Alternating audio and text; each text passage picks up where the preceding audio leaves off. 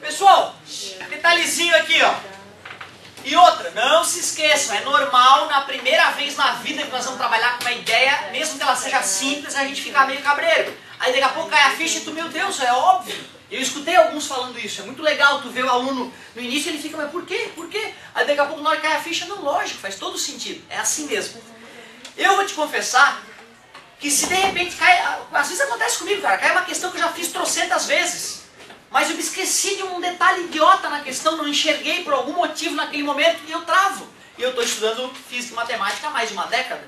Então é normal acontecer isso, não fica magoado.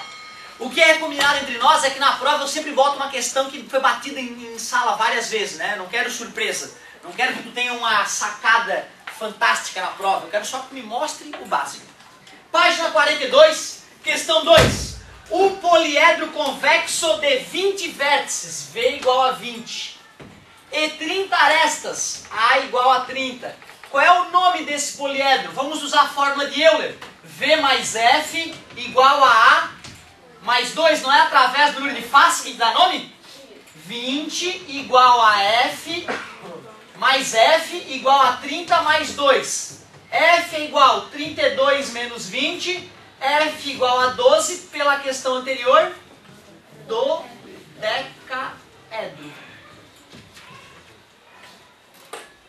Um comentário importante de falar, passou em branco aqui na introdução da aula. Um poliedro convexo. Se ele está falando em poliedro convexo, deve existir o poliedro não convexo, ou seja, côncavo, né? Lembram? Uma superfície como essa aqui virada para vocês, ela é côncava ou ela é convexa? É isso aí, ó o nome, côncava. Côncavo é porque tu cavou. Tu cavou para ficar assim? O dia que tu for pra praia, começar a cavar e aparecer uma coisa assim, ó, tu chama o padre. Tá beleza? Então, ó, assim, virada para vocês, é uma superfície côncava, porque foi cavada. Pode ser? Né? Eu te juro, eu não lembrava, cara, tinha uma dificuldade de côncavo e convexo, aí um dia em casa eu cavou, é côncavo, óbvio, né? É uma coisa que eu criei na minha mente, meu Deus, aí ficou fácil de entender. Agora tu olha, ó, se eu te mostro essa superfície aqui, é côncava ou convexa? Exatamente.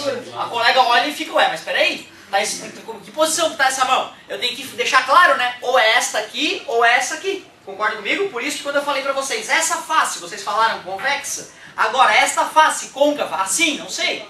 Qual é a parte que tu quer, professor? Tem a côncava e tem a convexa, não é isso? Então, beleza.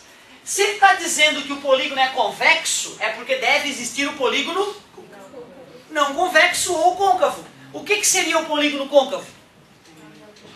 Isso, é isso aí, tem uma partezinha que parece que está cavada. Imaginem vocês, por exemplo, que eu pegasse aquele octaedro que tinha ali numa questão anterior, que era como se fosse duas piramidezinhas aqui, uma para baixo e outra para cima, não é isso? Imaginem vocês que eu fizesse algo assim, ó. Meu Deus. Se tu olhar essa parte aqui, tem uma parte que está para dentro, né? Eu consigo imaginar que aqui alguém deu uma cavocadinha nessa região, né?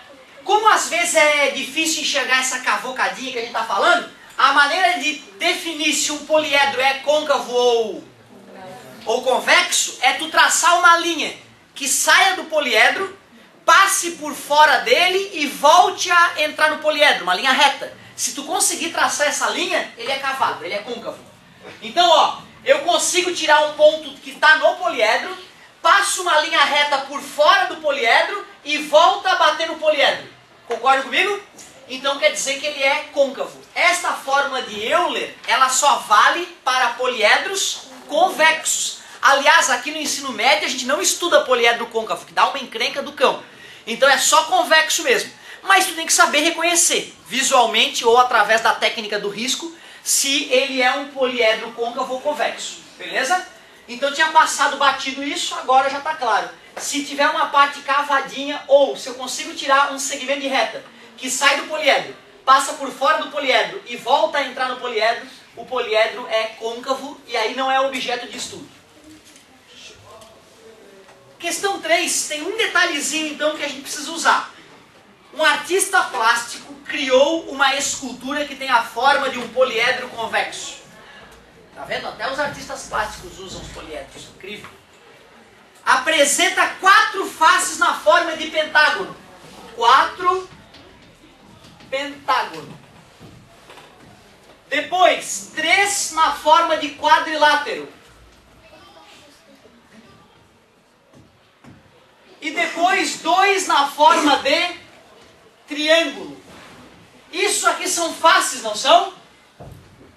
São faces. Então eu já sei o F de cara. 4, 5, 6, 7, 8. Eu já sei que meu poliedro vai ter 9 faces. Tudo bem?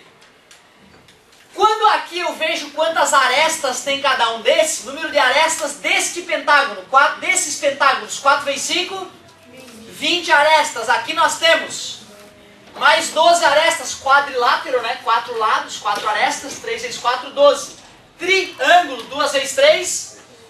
Agora olha só, essas arestas que eu vou chamar de aresta total, não são as arestas do poliedro, gente. São as arestas das faces. Isso que é importante ficar claro. 38. E pelo que a gente acabou de discutir, quando duas faces se unem, duas arestas se unem para formar apenas uma aresta. Por isso que o número de arestas do poliedro é a metade do número de arestas totais das faces. Por isso, 19, é isso? Tá faltando o quê? O vértice, que é justamente o que ele pediu, né? Quantos vértices essa escultura apresenta? V mais F é igual a A mais 2, relação de Euler. V, eu quero descobrir, F é 9, A, 19 mais 2. V é igual 12. Né? Mais passa para lá menos, 19 menos 9, 10, mais 2, 12. Então assim, para a primeira vez que tu foi fazer, é natural dar uma travadinha. Agora se eu botar uma dessa na prova, pelo amor de Deus, se tu praticou, tu tira de letra. Não que vá cair na prova, tá? Não. Não. Então, ó, matamos a 2 e a 3 da página 42. Eu vou selecionar algumas de tarefa para vocês. Mas já a tarefa? Não acabou a aula. Eu vou selecionar uma tarefinha, mas antes de falar das tarefas... O que é poliedro regular mesmo? Sempre me esqueço. Que as faces são iguais, as faces são todas iguais. Então tá.